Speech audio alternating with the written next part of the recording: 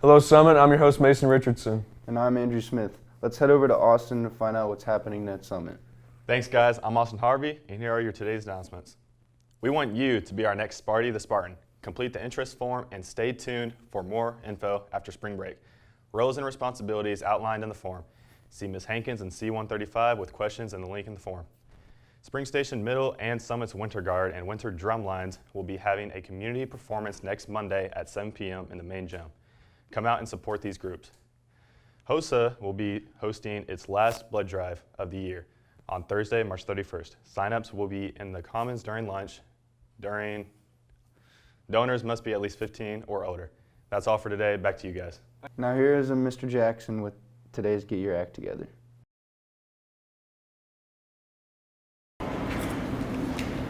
Welcome to Get Your Act Together. I am your host, Mr. Jackson. Stay tuned today because we are back into the English section, back into some regular practices, and we're going to talk a little bit today about punctuation. Stay tuned. So today I'm going to be talking to you about dashes, and specifically M dashes. So what some people don't know is that there are three different kinds of dashes, right? There are hyphens, and then there are N dashes, which is how you would say that, like, I'm going to be doing this Monday through Thursday. That dash is an N dash. But then the dash that you use in the middle of a sentence, like in prose, is called an M dash, and that's the long kind, right? That's the long kind of dash. But here's the thing with an M dash. I love dashes. I think they're wonderful, but they're often used improperly, right? And so you have to understand that a dash, like a set of dashes, or just one dash if you're setting off a phrase at the beginning or the end of a sentence, is a way to set off a phrase that is an important part of the sentence, but is not a part of the grammatical sentence, right? So like, one example is what you're seeing on the screen right now, right? The way that I use dashes in that sentence shows right in the middle of that sentence was a phrase that was important, but wasn't grammatically part of the sentence. And the thing that you have to remember is that dashes always come in pairs, unless you're setting something off at the end of the sentence, or at the beginning, right? This is what I mean by that. You can't start a phrase with a comma and end with a dash, or start it with a dash and end it with a parenthesis. If you're gonna start and end a phrase in the middle of a sentence, you have to use the same punctuation at the beginning and the end. So on your task today, you're gonna see multiple examples of that, and you're going to need to exercise caution in successfully pairing your punctuation, and that's gonna be after the ACT vocab word, which is next. What's up, Summit? My name is Maximus Makeo. Here's today's ACT word of the day. Today's ACT word of the day is erroneous, which means incorrect or mistaken. Yeah, I'm pretty sure whoever drives this car parked pretty... I forgot the word. Okay, try again? Yeah, I'm pretty sure whoever parked this morning parked pretty erroneously. I mean...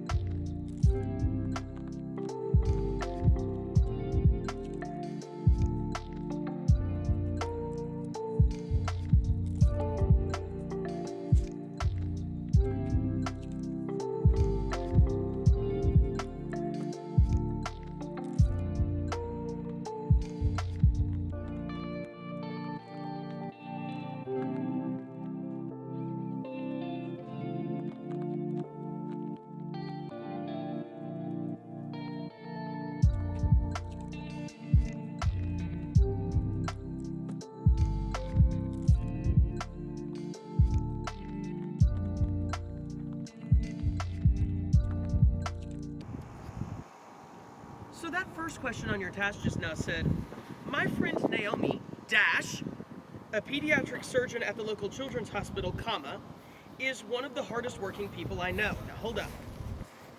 This is what I hate about questions like this on the ACT. I actually think that dashes are way too dramatic for the context there.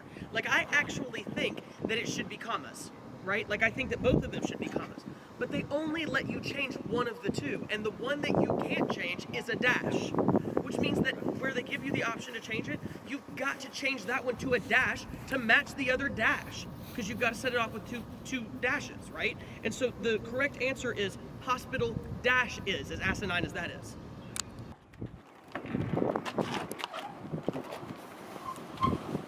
So on that other question on the task, it said, despite the dramatically increasing cost of rent, comma, having increased by more than 50% over the last 5 years, dash, people continue to move to New York City at record rates. We have the same problem here.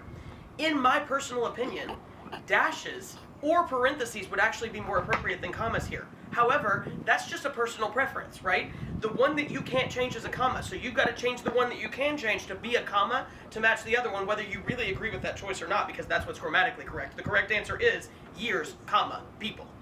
It is time for our prize drawings today. All winners today come from successful submissions on Monday's task and will receive Reese's Peanut Butter Cups, unless of course you're allergic to peanut butter, in which case I'll have a backup option for you. Let's find out who our winners are. My 9th grade winners are Brennan Spear from Mr. Sherman's homeroom and Mac Holford from Coach Faye's homeroom. Congratulations, Brennan and Mac. My sophomore winners are Brady Heggie from Miss King's homeroom and Allie Para from Miss Edwards' homeroom. Congratulations, Brady and Allie. My junior winners are Elena Stevens from Miss Lanius' homeroom and Avery McCarter, also from Miss Lanius' homeroom. Congratulations, Elena and Avery.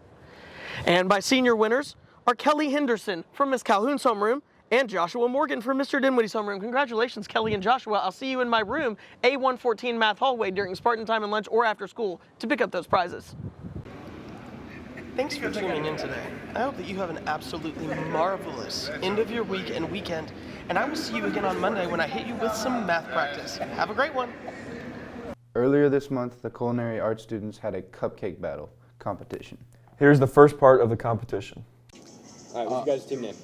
We're Team Geo. We are a Culinary 2 team. We're going to be participating in the Cupcake Wars. Hi, our team name is the Leapfrogs.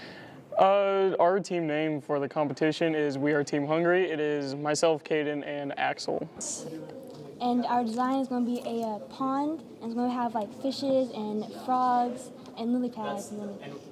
Our original idea for the cupcake that we're going to be making is kind of a tropical vibe to the pastry dish. We're going to be making like a coconut-based cupcake, light and airy. Okay, so the plan we have for our cupcakes for the competition is we're having a World War II themed, with the ingredients being coconut and dried cherries. You guys think you're going to take it? Oh, definitely. Oh, for sure. Yeah. For sure, easily. Do we think we're going to win? I think we will at some point, but there is a couple other people in the groups in this competition that do have better baking skills than us. I think we're going to crush the competition. I think we're going to take home the cake. Take the cake. We're going to take the cake, for sure.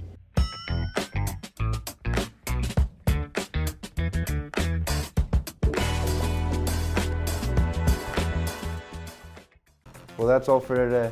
Join us back here tomorrow.